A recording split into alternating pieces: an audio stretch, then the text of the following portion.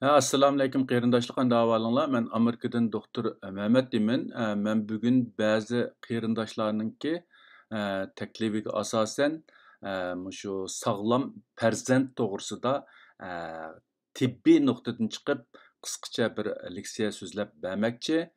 E, Bu leksiyani ya'ni mushu yangi to'y qilgan va yoki farzandlik bo'lmoqchi bo'lgan ayollarga qilingan bir tavsiya deb tushensanglarmi bo'ladi. Buningda men asosliqi mushu tibbiy nuqtadan chiqish qilib, qandoq qilgan vaqtida sog'lom va aqlliq farzandga ega bo'la olamiz degan to'g'risida qisqacha o'zimning tushanchisini sizlar bilan o'rtoqlashmoqchi. Hammanglarning diqqat qilib anglashinglarni umid qilaman. Hər qandaq bir cəmiyyətin tərəqqiyatı şu cəmiyyətdə yaşayotgan insanların universal sapasıga bağlıq. Cəmiyyətin kəlgüsü balalarning sübtiga, ya'ni balalarning aql parosati və sağlam o'sib yetilishiga bağlıq. Balalarning sübti ota-onalarga bağlıq. Balalarning sübti degan vaqtida bu asosliqi ota-onaning geniga, farzand ko'rishni planlagan shu minutlarga, onaning farzandga homila bo'lishi va uni yengish jarayoniga, bola tug'ilgandan keyingi sog'lom o'sib yetilishga va ota-onalarning bolalarni qandoq tarbiyalashi qatorliq omillar bilan zich munosabatlik. Undaqda balalarning sübtiga qandaq omillar ta'sir ko'rsatadi yoki balalarning sübtiga ta'sir ko'rsatadigan omillar nimalardan iborat degan vaqtida birinchisi irsiy va geniy omillar, ikkinchisi homila bo'lish jarayonidagi har xil omillar, uchinchisi tug'ut yangish jarayonidagi har xil omillar, to'rtinchisi bola tug'ilgandan keyingi o'sib yetilish jarayonidagi omillar. Bularning ichida ba'zilarini biz kontrol qila olamiz, ba'zilarini kontrol qila olmaymiz. Bo'libmi irsiy va geniy omillarni biz kontrol qila olmaymiz. Bu mundaqcha aytgan vaqtida bizning peshonamizga putilgan omillar hisoblanib, buni biz bek ko'p o'zgartirmaymiz. Ba'zilari o'zimizning sababidan bo'lgan bo'lsa, yana ba'zilari tashqi omillardan bo'lgan bo'ldi. Mayli o'zimizning omillardan bo'lsin yoki tashqi omillardan bo'lgan bo'lsin, biz faqat uni tunib yetgan vaqtida va tushungan vaqtida uning qarta o'xshamagan tadbirlarni ola olishimiz mumkin. Yaxshi taraflarga diqqat yaxshi taraflarni taraqqiy qildira olishimiz, ziyonli taraflardan mudofaa ko'rinishimiz yoki saqlana olishimiz mumkin. Shu orqali biz kelgusi avlodlarimizningki sübtini yuqori ko'tara olishimiz mumkin. Tövəndə mən şu balaninki sübtiga ta'sir ko'rsatadigan eng muhim bo'lgan omil, ya'ni irsiy yoki gen omillari to'g'risida qisqacha to'xtalib o'tmoqchi. Buningda asosliqi birinchisi shu ajdodlarimizdan bo'libmi bu mo'minlarimiz va yoki cho'ng dada, cho'ng onalarimizdan qolgan meros bo'lib, biz bularga ko'p ta'sir qila olmaymiz, ya'ni o'zgartish kirgiza olmaymiz. Bular shu bizningki peshonamizga putilgan irsiy yoki gen omili hisoblanadi. Ikkinchisi bizga kelgan vaqtida o'zimizning har xil sabablar tufaylidan shu gen yoki irsiy olayliklarda ba'zi o'zgarishlarning paydo bo'lishi sababidan bizningki kelgusi avlodlarimizga ta'sir ko'rsatadi. Bularning ichida eng muhim bo'lgani urug'ning sübtiga ta'sir ko'rsatadigan omillar bilan tuxumning sufatiga ta'sir ko'rsatadigan omillar. Ya'ni hammamizga ma'lum, bolaninki boshlanishi shu urug' bilan tuxumning berikishidan boshlanadigan bo'lib, urug' bilan tuxumning sufatida har xil o'zgarishlar bo'lsa yoki urug' bilan tuxumning sufatiga ta'sir yetkazadigan har xil omillar urug' bilan tuxumda ba'zi o'zgarishlarni paydo qilib, shu orqali bolaning sufatiga bevosita ta'sir ko'rsatishi mumkin. Undaqda urug'ning sufatiga qandaq omillar ta'sir ko'rsatadi yoki urug' sufatiga ta'sir ko'rsatadigan omillar nimalardan iborat degan vaqtida mushu farzand ko'rishni planlagan vaqt minutlarda yoki shuning oldi keynida haddidan ziyoda ko'p aroq ichish, tamaki chekish, neşe va zərlik chekimliklarni chekishning hammasi bu urug'qa bevosita ta'sir ko'rsatib, shu orqali bizning kelgusi avlodimizga ta'sir ko'rsatishi mumkin. Ikkinchisi ba'zi dorilar. Bular bak dorining ustida shu urug'ga ta'sir ko'rsatish ehtimoli bo'lgan dorilar. Undan boshqa dehqonchilik dorilari va hasharot o'ldirish dorilari.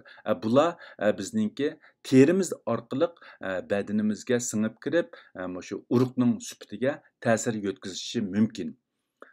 Uchinchisi simab, qo'g'ushin va boshqa ximiyalik moddalar.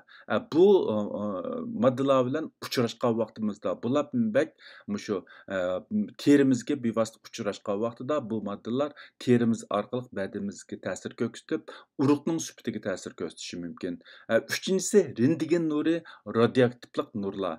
Bu nurlar bizningki badan sirtidan bevosita o'talganligi uchun terimizga bevosita uchrashning hojat yo'q. Bularmi shu urug'ning sufatiga ta'sir yetkazadigan omillar hisoblanadi. Shunga bola ilishni, farzand ko'rishni planlagan erlar eng yaxshisi bundaq narsalardan yiroq turish kerak yoki alohida ehtiyot qilish kerak. To'rtinchisi ba'zi viruslarning yuqumlanishi bo'libmi bak shu keyingi avlodlarga yoki urug'qa ta'sir ko'rsatish ehtimoli bo'lgan ba'zi viruslar bilan yuqumlangan vaqtida bu virus urug'larga ta'sir qilishi yoki erlarning tug'masligini keltirib chiqarishi mumkin. Beshinchisi sudik yo'li, jinsiy a'zolar va jinsiy bezlardagi yollig'lanish. Mayli bu virus keltirib chiqargan yolliq bo'lsin va yoki bakteriya keltirib chiqargan yolliq bo'lsin, bu yolliqlar shu urug'ning sufatiga belgilik ta'sir ko'rsatadi.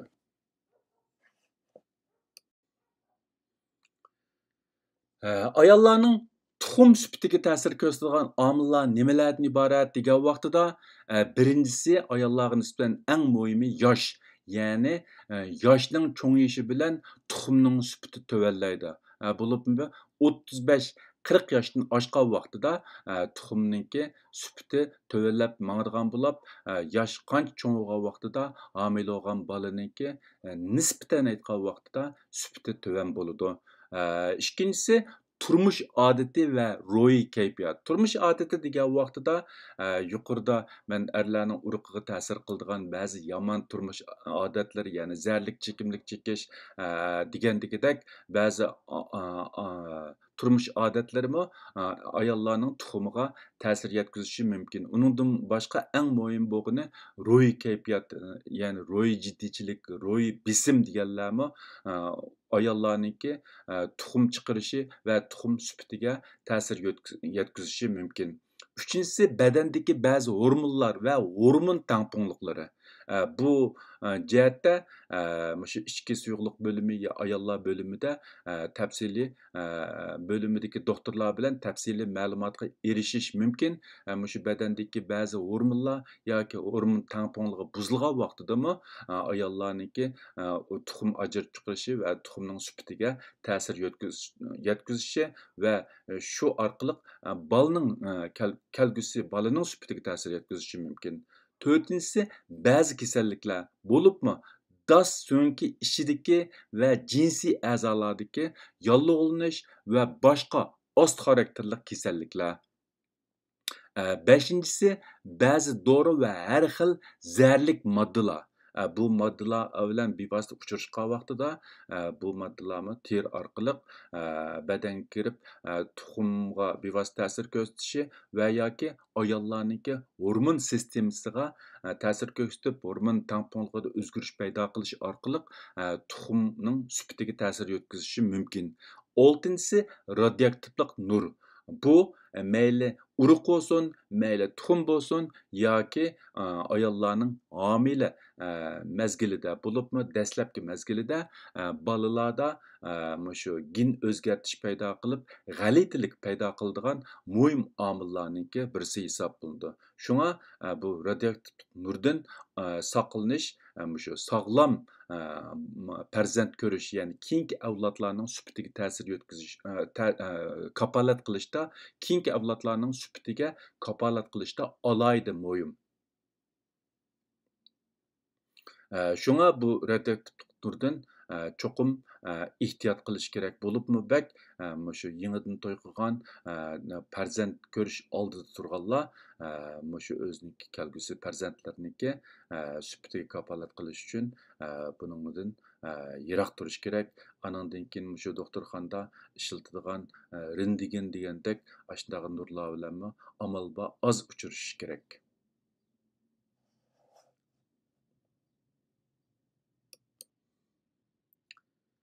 Endi biz hammamizga ma'lum bo'lgandagidek, insonlarda shu 23 jup xromosom bo'ladigan bo'lib, buningki 22sida er bilan ayolning cho'ng farqi yo'q. Eng oxirgi bir jupi, ya'ni 23-jupi jinsiy xromosom deb ataladigan bo'lib, uningki ayollarda XX bo'lgan bo'lsa, erda XY bo'lgan bo'ladi. Mushu orqali mushu kelgusi avlodlarningki o'g'il yo qizlik jinsiy farqini belgilaydi.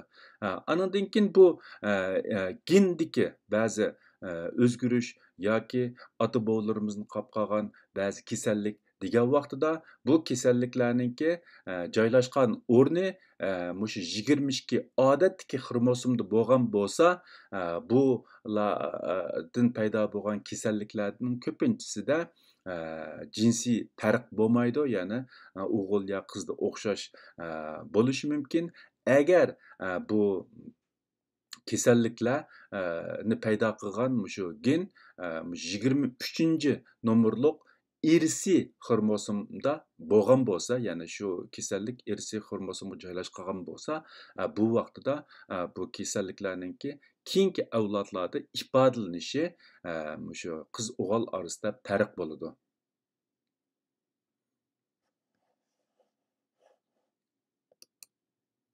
Hamda hozir qadar bayqalgan shu gen yoki irsiyat bilan munosabatli kasallar xili bo'lib, bu kasalliklarningki tafsilotiga kelsak vaqt biroz uzrab ketadi.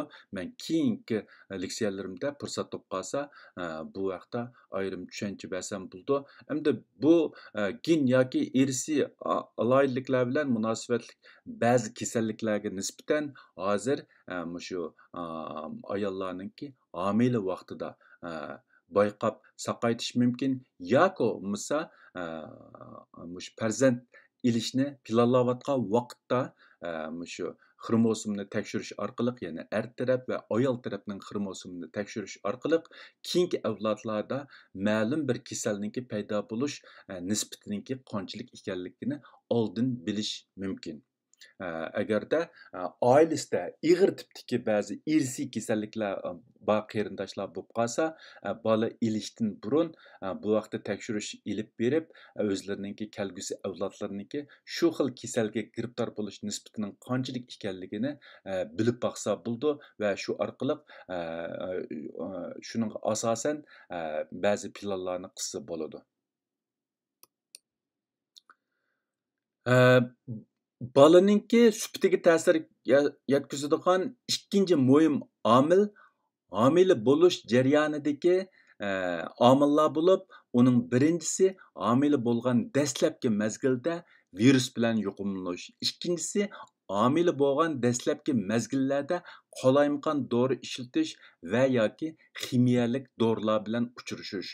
Bularning hammasi shu to'ralmada yoki bolaninki dastlabki mezgilida ba'zi o'zgarishlarni paydo qilish orqali bolaning sog'lom o'sib yetilishiga va ta'sir ko'rsatadi va shu orqali bolada ba'zi tug'ma kasalliklarni paydo qilishi mumkin.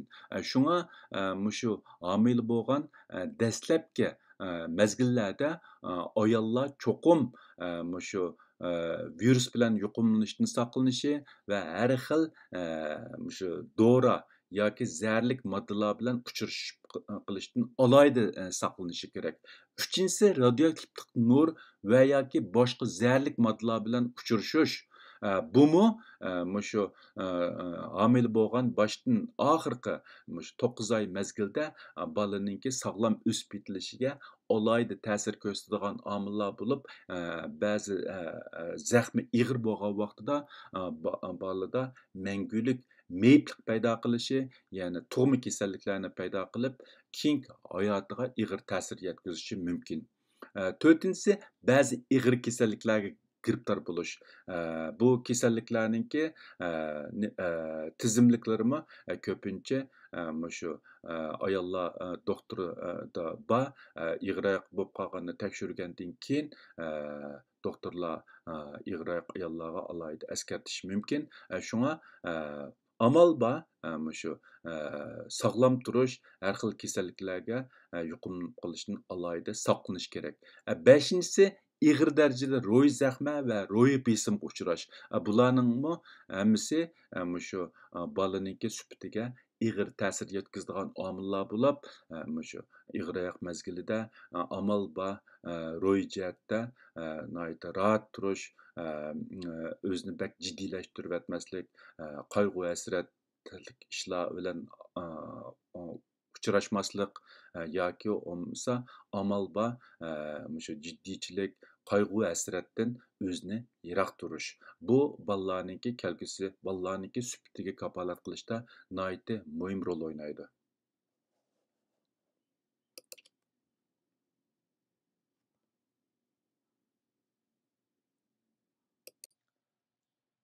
Bu rasmda ko'rsatilgani shu tuxumninki uruqlanish jarayoni bo'lib, sol tarafdagisi nurg'unlagan uruq, ya'ni erlarning uruqi, anandan keyin o'ng tarafdagisi ayolning tuxumi, shu uruq bilan tuxum uchrashgandan keyin uruqlangan tuxum hosil qildi. Bu bolaninki, ya'ni to'ralmaninki paydo bo'lishiniki birinchi bosqichi hisoblanadi. Bu shu uruqlanish bilan bolaninki to'ralmasining paydo bo'lish va balyotquda o'rlashish jarayoni bu o'ng tarafdagi oq tuxumdanda tuxumdan bo'lib, bu tuxumdandan chiqqan tuxum bilan bu uruq uchrashgandan keyin uruqlangan tuxum hosil qilib, dastlabda 2 hujayralik uruqlangan tuxum hosil qildi. Uningdan keyin 4 hujayra, uningdan keyin 8 hujayra bo'lib, oxirisida to'ralma paydo bo'lib, shu balyotquninki temiga o'rlashidi. Bu shu bolaninki to'ralmaning paydo bo'lishi va to'ralmaninki balyotquga o'rlashish jarayoni.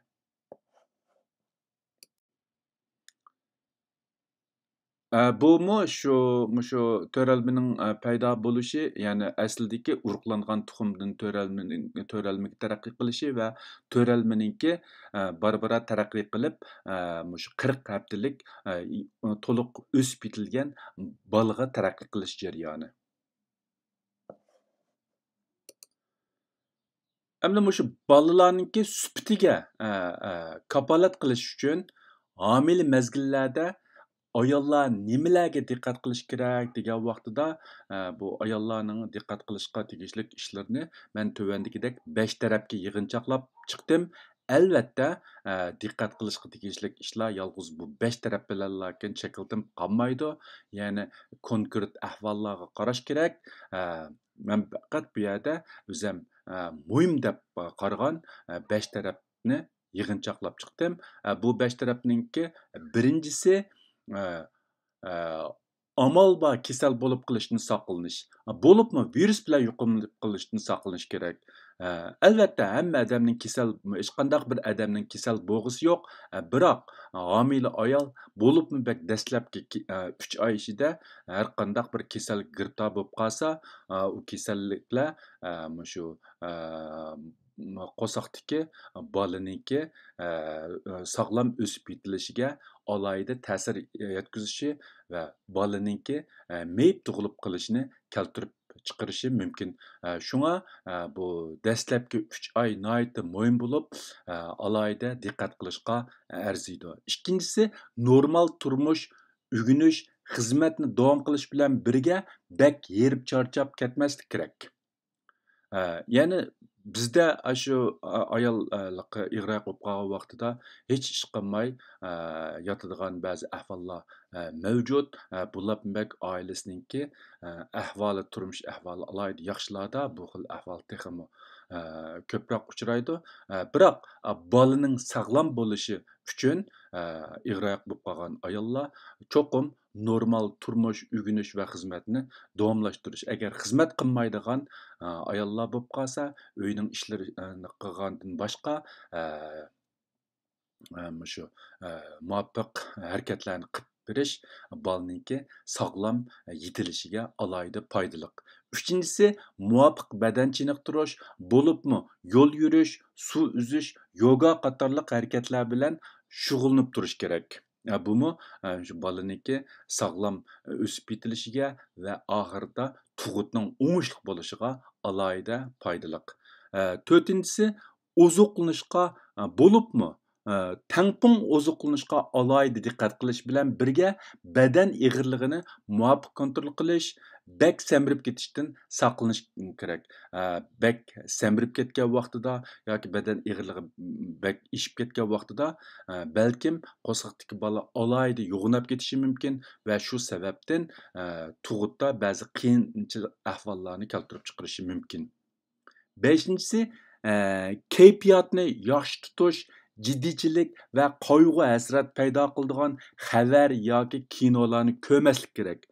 Odamga huzur beradigan muzikalarni ko'proq anglash, bola tarbiyalashga munosabatlik va boshqa sog'lom kitoblarni ko'proq o'qib turishga alohida ahamiyat berish kerak.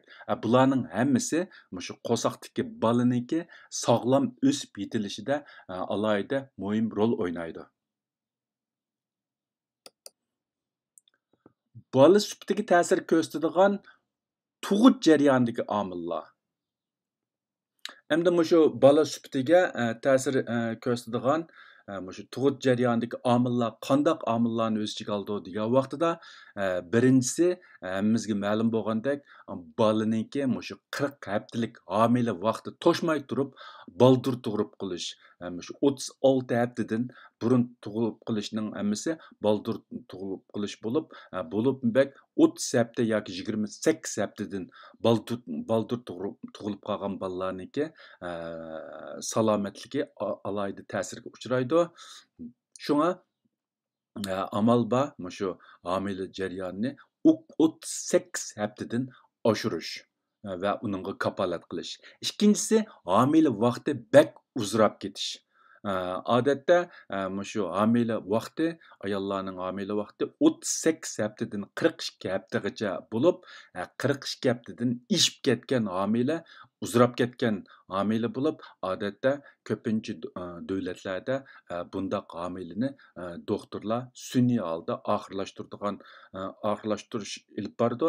Agarda bundaq bir sharoit bo'lmay, bu homila 42 haftadan uzrab ketgan vaqtidami bolaninki sufatiga ta'sir ko'rsatdi. Uchinchisi tug'ut jarayoni uzrab ketish. Ya'ni shu bolaning hambiriniki suv yirtilib, suv chiqib ketgandan keyin bola vaqtida tug'ilmay qolib qolsa, bu bola dimiqib qilishi mumkin va yoki boshqa o'ylamagan yomon oqibatlar kelib chiqishi mumkin.